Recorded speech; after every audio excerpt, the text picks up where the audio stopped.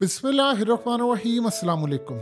आप इस जर्नैल को देखिए, ये इज़राइल का जर्नैल है, कमांडर है और इसकी क़यादत के अंदर इस वक्त ये गज़ा और ये सारा ऑपरेशन जारी है।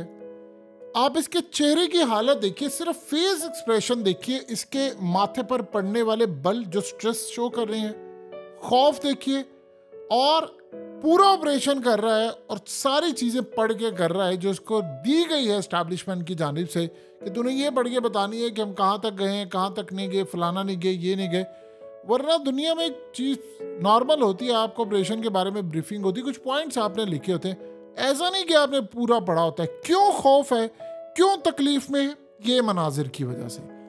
ये मनाजिर देखिए, 11 ड्रोन्स फायर किए गए हैं इसराइल के ऊपर, 11 ड्रोन्स, और कई जाकर आयरन डोम और दूसरे रोक नहीं पाए। एक के बाद एक, एक के बाद एक, एक के बाद एक 11 ड्रोन्स फायर किए गए हैं और ये रूटीन बन गई है। देखिए, 75 साल में इसराइल के साथ ये नहीं हुआ। हमास लड़ाई नहीं हार रही, ये ज़हन में रखिएगा। ये वियतनाम बन गया है, ये अफगानिस्तान बनता जा रहा है, ये यूक्रेन बन गया है। हमास लड़ाई नहीं हारी, ये ग्राउंड पर पहुंच चुके हैं। ये आप चलिए एक और चीज देखिए, ये तस्वीर देखिए जरा जो आपकी स्क्रीन पर है। इसमें ये कमांडर साहब बता रहे हैं कि जी वो नक्शा, जी हम यहाँ तक पहुंच गए हैं। ये डिफेंस मिनिस्टर है सामने जो बैठा हुआ है ब्लैक कपड़ों में, और ये जी जनाब उसको बता रहे हैं कि यहाँ पर पहुंचे हैं, यहाँ हम खड़े हैं और यहाँ हम दिल में पहुंच चुके हैं। ये उसके बाद बता रहा है कि यानी आप चलिए एक और देखिए, ये नक्शा देखिए, ये 1947 का नक्शा है। यहाँ तो इसराइल का वजूद ही नहीं था, तो इसराइल की जगह यहाँ फलस्तीन था। आप उस नक्शे की बजाय अब ये नक्शा कर ले, फलाना कर ले, आपको अंदाजा नहीं है अब हो क्या रहा है इनके साथ। इनके ऊपर ड्रोन्स की बरसात हो रही है, रातों को ड्रोन्स उड़ते हैं, और आधी रात को आप सोच लें 90 लाख की आबादी वाला मुल्क, 3 लाख लोग छोड़कर चले गए, 10 लाख लोग मजीद तैयार हैं मुल्क छोड़ने के लिए। बजाय दुनिया से उन्होंने अपने लोगों को यहाँ पर लेकर आना था, इन्हीं के अपने लोग जा रहे हैं। अब स्ट्रेटजी क्या है? हमास तो इनसे नहीं इस वक्त संभल रही। देखिए, हमास अगर संभल ना होता तो ये जंग इस वक्त 33 दिन जारी रहती।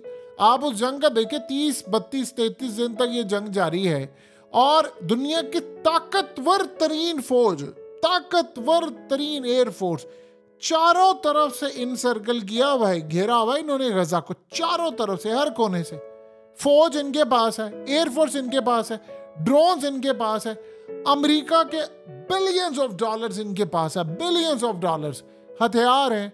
लेकिन हो ये रहा है कि रोज 40 फौजी मर रहे हैं, 35 फौजी मर रहे हैं, टैंक्स तबाह हो रहे हैं, ये गलियों में लड़ाई हो रही है। अगर हमास ये मनाजिर जारी नहीं करती तो क्या होता है? सिचुएशन क्या हो रही है इसराइल के पास? ये समझने वाली जो बात है कि अब व्हाट नेक्स्ट इनके पास क्या है, वो करने क्या जा रहे हैं। ये डिफेंस मिनिस्टर कहता है कि ऑप्शन अब खुले हैं, अब हम कोई भी बड़ा स्टेप लेने को तैयार है और इस जंग के अंदर हमें अब बड़ा लेवल का स्टेप लेना है। वो बड़े लेवल का स्टेप क्या है? देखिए, हमास तो इस वक्त शिकस्त नहीं खा रही, वो तो फिलहाल इनसे बीट नहीं हो रही।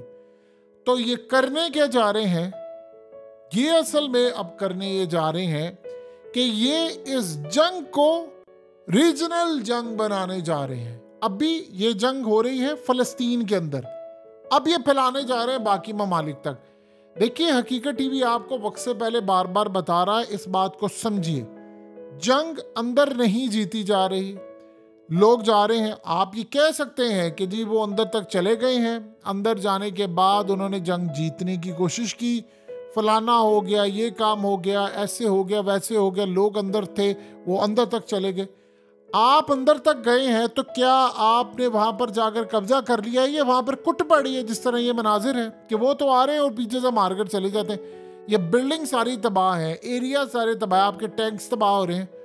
तो आप क्या इस जंग को, या तो होता है कि आप इलाके फतह कर लिए, तो आपने कहा जी चलो जी ये भी इलाका हमारे हाथ में आ गया, चलो जी ये भी इलाका आ गया, ये भी आ गया। ये तो अमेरिका ने भी किया था अफगानिस्तान के अंदर। क्या 2001 के अंदर 2 महीने के बाद, और जब ये जंग में कूदे थे तो उसके बाद 2 महीने के बाद विक्ट्री डिक्लेयर नहीं कर दी थी? उन्होंने कहा था हम जीत गए जंग, ये भागे हैं सारे। भागे नहीं थे, वो आपको अंदर बुला लिया था, और इसी तरह इसराइल को अंदर बुला लिया है। अब उनके पास सोल्यूशन क्या है? देखिए, इस जंग को इसराइल ने जीतना है तो एक ही उसके पास सोल्यूशन है, और वो जंग जीतने का सोल्यूशन क्या है कि इस जंग को मुस्लिम ममालिक तक पहुंचा दो, अमेरिका पर प्रेशर डालो। यानी अब सोल्यूशन उनके पास ये है कि यमन से उनके ऊपर ये ड्रोन्स मारे जा रहे हैं और मिसाइल की बरसात हो रही है, तो वो मुसलमानों को मुसलमानों के साथ लड़ा दें, यानी आग हर मुस्लिम कंट्री तक पहुंच जाए, किसी तरह उन तक लड़ाई चली जाए, मेरे घर से आग बाहर चली जाए। अभी ये घर उसका नहीं है, ये जिस घर में बैठा हुआ है चोरी किया हुआ घर है, ये उसके ऊपर इसराइल बैठा है। देखिए, आप एक बात बताइए, दुनिया इस वक्त क्या बात कर रही है? दुनिया ये बात कर रही है सबसे ताकतवर तरीन फौज नाकाम क्यों हुई? ये जवाब क्या देते हैं, ये जरा देखिए। इन्होंने बेला हदीद को, जवाब इनका देखिए, बेला हदीद को निकाल दिया। बेला हदीद डियोर जो कंपनी है दुनिया के अंदर परफ्यूम और दूसरी ब्यूटी प्रोडक्ट्स के हवाले से, ये दुनिया के टॉप की कंपनी है, बहुत ही क्लास की कंपनी है। उसकी ब्रांड एम्बेसडर थी बेला हदीद, उसकी कमर्शियल्स में, उसके इश्तिहारात में, और ये बेला हदीद फ़लस्तीन की है। तो उसने कहा था बेला हदीद ने कि जो मर्जी हो जाए, मेरा पिछला जो आबाओ अजदाद का सिलसिला फ़लस्तीनी हूँ मैं, और मेरे जिसमें फ़लस्तीन का खून है, मेरी नौकरी जाती है जाए, इश्तिहारात जाते हैं जाए, कॉन्ट्रैक्ट्स जाते हैं जाए, डियोर कंपनी की आप ब्रांड एम्बेसडर बन जाए और या आपको साइन कर लिया जाए इस मकसद के लिए, कोई भी मॉडल, कोई भी एक्ट्रेस, कोई भी सेलिब्रिटी, उसको सब कुछ दांव पर लगाना पड़े तो वो लगा देगा। लेकिन उसने इतना बड़ा रिस्क लिया फ़लस्तीन की हिमायत में, तो उन्होंने काम क्या किया, उसको रिप्लेस कर दिया इसराइल की अदाकारा के साथ। कमाल देखिए, उसकी एक मॉडल के साथ, ये आपकी स्क्रीन पर है। क्यों इस मॉडल के साथ उसने किया, ये बात समझने वाली है। उसने इस मॉडल के साथ किया, पैगाम ये दिया गया कि जो इसराइल के खिलाफ जाएगा हम उसकी एंड से एंड बजा देंगे, और जो इसराइल की फेवर में जाएगा हम उसको देखें किस तरह नवाजते हैं। ये जवाब जा रहा है इसराइल का। ताकत देखिए आपने इसराइल की, मैकडोनल्ड से लेकर दुनिया के सारे ब्रांड उसके साथ खड़े। आपने पावर देखी है इसराइल की। ये इसराइल जवाब दे रहा है। दुनिया उनसे पूछती है जंग कब जीतोगे, वो ये आगे से आपको बताते हैं। और से पूछते हैं हमास को तुमने कैसे, यानी नॉर्वे ने इनको कहा है कि हमें इसराइल ने कहा था कि लड़ाई हमारी हमास के साथ है, हमने हमास को मारना है। तो वो हमास को मारने के लिए जब गए तो कहते हैं पता ये चला कि अब 11,000 इन्होंने फ़लस्तीनी वहाँ पर गजा में शहीद कर दिए।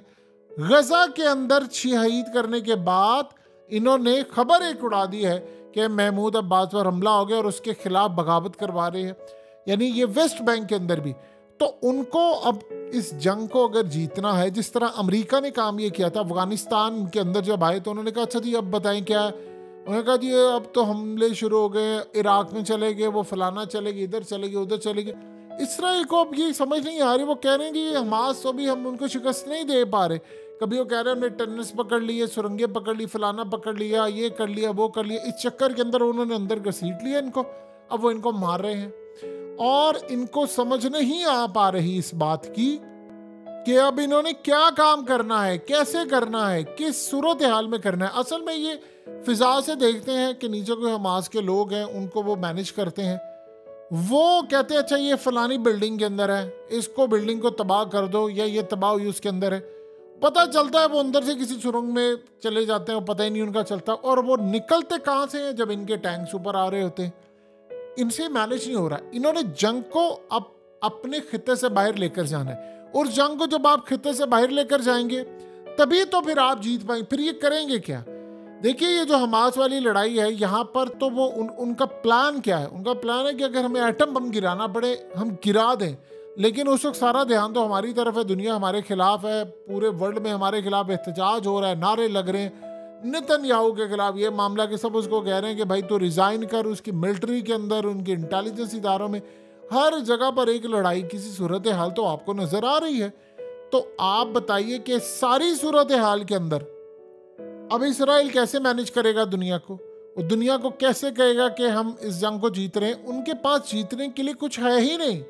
तो यहाँ उन्होंने फैसला ये किया हुआ है कि हम असल में इस जंग को जीते ना जीते, हमने इस जंग को अपने इलाकों से बाहर लेकर जाना है, इस जंग को दुनिया के अंदर फैलाना है, मुस्लिम कंट्रीज के अंदर लेकर जाना है। अगर हम नहीं लेकर जाएंगे, देखिए अभी हुआ क्या था कि जब ये जंग शुरू हुई तो दुनिया भर के अंदर ये सब कह रहे थे नसरुल्लाह आप जंग में कूदें, हिजबुल्लाह इस जंग में क्यों नहीं आ रही, हसन नसरुल्लाह की तकरीर हुई, ऐलान था।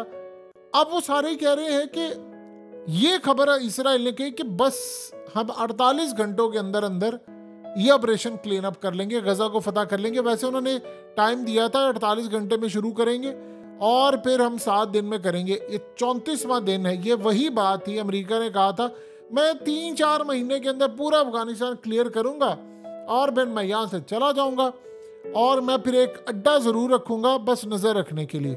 वो 22 साल जूते उसने खाए हैं। वियतनाम में भी यही हाल हुआ था। यूक्रेन के अंदर इन्होंने क्या कहा, उन्होंने कहा जी हम यूक्रेन के अंदर सिर्फ 2 महीने के अंदर अंदर इतनी पाबंदी आयद करेंगे पुतिन के खिलाफ, बगावत हो जाएगी, फलाना हो जाएगा और फिर ये जंग हम जीत लेंगे। आज 2.5 साल हो गए हैं, सारे वहां पर कुट खा रहे और नया महाज खोल दिया है। जंगों से पैसा कौन बनाता है? जो जंगों से पैसा बनाते हैं उन्होंने अफगानिस्तान में जंग छेड़ी, इराक में छेड़ी, उन्होंने सारी दुनिया में छेड़ी, यूक्रेन में छेड़ी, इसराइल में छेड़ी। अब मिडिल ईस्ट में वो प्लान करें, वो चाह रहे हैं कि मिडिल ईस्ट के अंदर एक आग लगा दी जाए, सबके घरों तक जाए। आप जो मर्जी कहते रहे, बहुत सारे इस्लामिक ममालिक ओपनली शायद बात नहीं कर पाएंगे, लेकिन वो चाह रहे हैं कि रेजिस्टेंस जारी रहे गजा के अंदर, क्योंकि इसराइल का प्लान है कि इसको बाहर लेकर जाना है और अगर ये बाहर निकली तो फिर ये बड़ी तबाहकुन जंग हो जाएगी। अर्दोगान भी परेशान बैठा हुआ है और अर्दोगान को भी पता है कि इसके बाद नंबर किसका आना है। तो सारे इंतजार में करें। देखिए इसराइल अभी क्या कर सकता है, अभी उनकी स्ट्रेटजी ये थी ही नहीं कि काम करें। उनकी स्ट्रेटजी तो ये थी कि हमें अमेरिका इस जंग में कूदेगा। देखिए अमेरिका से उनको सपोर्ट पूरी हासिल है, लेकिन जो वो सपोर्ट डिमांड कर रहे थे, सोच कर बैठे हुए थे, वो नहीं। उनका ये प्लान था कि किसी तरह मुसलमान इस जंग में कूद पड़े, अमेरिका उनको संभाले, बाकी चीजें। अभी बाकी सारी सूरत हाल आप देख लें, असल में कुछ ये भी उनको अंदाजा था कि हम इतने ज्यादा यहाँ पर जाकर हमले करेंगे कि वहां पर लोग खुद ही हमास के खिलाफ खड़े हो जाएंगे, फलाना हो जाएगा। अभी तक वो सूरत हाल नहीं हुई, वो आगे बढ़े। अब यहाँ एक चीज देखने वाली होगी, मिडल में वो इस वक्त कह रहे हैं हम गजा के दिल में हैं, दरमियान में हैं। यहां अगर वो आगे बढ़ते हैं तो देखना होगा, यहां अगर उनको मार पड़ती है और जो पड़ रही है और वो वापस किनारों तक चले जाते हैं, तब इसराइल के लिए एक इतना बड़ा झटका होगा, इतना बड़ा झटका होगा कि सारा काम उनका जीरो से शुरू होगा। हो सकता है वो कोई बड़ा बम मार दे, हो सकता है जो उन्होंने ऐलान किया था, क्योंकि ये चीज़ उनसे मैनेज नहीं हो रही। इसराइल का मसला ये है कि उनकी इकोनॉमी इस वक्त क्रैश हो रही है, उनकी करेंसी क्रैश हो रही है, उनके मुल्क के अंदर इन्वेस्टर भाग रहा है, टूरिज्म उनकी ख़त्म हो रही है, उनके मुल्क के अंदर से उनके अपने लोग छोड़ छोड़ कर जा रहे हैं, उनके मुल्क के अंदर से और बहुत सारी चीज़ें। देखिए जिस मुल्क के अंदर जंग हो या इर्द गिर्द से जंग का खतरा हो, वहाँ इन्वेस्टर नहीं आता। और फिर इस सारी सूरत हाल में पीछे से जो दबाव आ रहा है कि नहीं मस्जिद अक्सा वाला मामला, ये जंग शुरू तो सिर्फ 2 मुल्कों की हुई है, ये आगे बढ़ने वाली है और अगले चंद दिन में आपको नजर आएगा कि ये मामला बढ़ते जा रहे हैं। आपको दुनिया में बहुत सारे महाज खुलते नजर आएंगे, स्पेशली इंडिया की साइड से, पाकिस्तान की साइड से। वो वर्ल्ड कप को जरा होने दे, उसके बाद आप देखिएगा फिर ऐसा ऐसा ये होता गया। और करते क्या है ये लोग, ये तैयारी के बड़े आखिरी मराहिल में बैठे हुए थे। मामलात कुछ इस तरह से चल रहे हैं जो हालात भी इंडिकेट कर रहे हैं कि अगले कुछ अरसे के अंदर इस वक्त जो सिचुएशन चल रही है वो असल में इंडिकेट कर रही है कि हम लोग जिस सिनेरियो को देख रहे थे कि जी ये चीज़ें बेहतर हो जाएंगी, वो मज़ीद ख़राब होने जा रही हैं। यानी उनमें बेहतरी का अब तक का कोई इम्कान सामने नहीं आया। और इसी तरह अगले कुछ अरसे के अंदर अगर हम सारी सिचुएशन को मद्देनज़र रखें तो शायद हम अगले कुछ अरसे में एक बहुत बड़ी जंग खित्ते के अंदर शुरू होती देखेंगे। और ये जंग असल में इंडिकेट करेगी कि हमारे अगले फ्यूचर के जो मामलात हैं वो किस जानिब होंगे, मुसलमानों का रिएक्शन क्या होगा, मुसलमान किस तरफ जाएंगे, क्या उनके मामलात होंगे, क्या सूरत हाल होगी। ये असल में आने वाले वक्त के अंदर बहुत सारी चीज़ें क्लियर होने जा रही। तो तब तक इसराइल का क्या मामला है, किस तरफ रुख बैठेगा, ये बात तय करेगी आने वाले वक्त की सारी सूरत हाल। सो याद रखिएगा, जंग इनका प्लान है कि मुसलमानों के घरों तक लेकर जाना है, अपने ऊपर से मलबा हटाना है। जब तक वो ये समझते हैं कि जंग हम मुसलमानों के घरों से आगे तक लेकर नहीं जाते, हमारी यहाँ पर सिर्फ तबाही तबाही होगी, वरना हम इस सिचुएशन में ये ना हो कि इसराइल का इलाका भी खो दें।